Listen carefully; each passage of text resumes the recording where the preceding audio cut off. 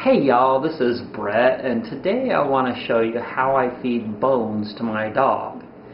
And you know, in the past I've fed bones to my dogs and I've never had any problem.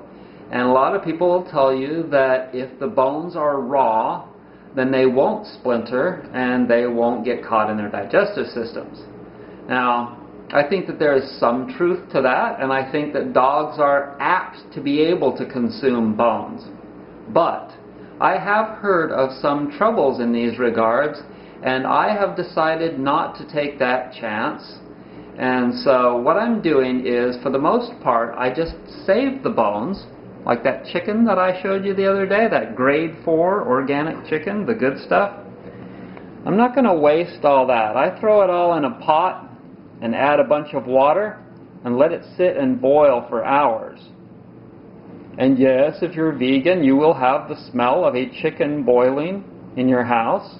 It'll smell like calcium largely, because that's what's in it. There's calcium, and you know, after that's boiled for a while, the bones will break down and a lot of that marrow will get into the water.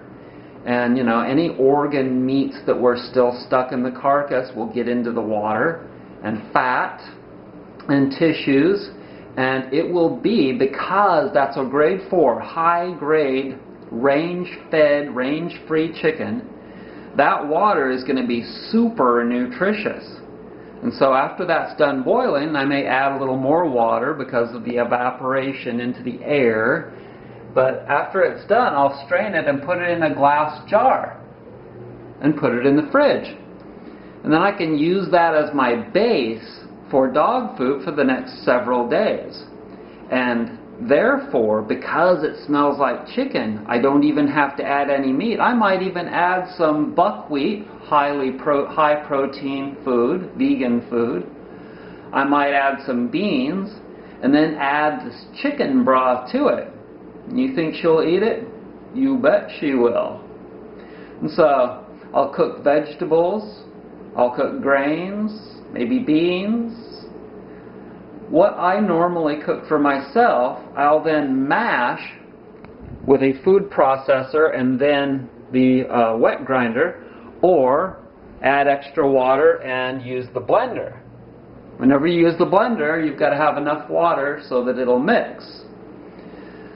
So there you go, another tip for feeding the pet so that they look really, really healthy. Let's see if she'll come. Come.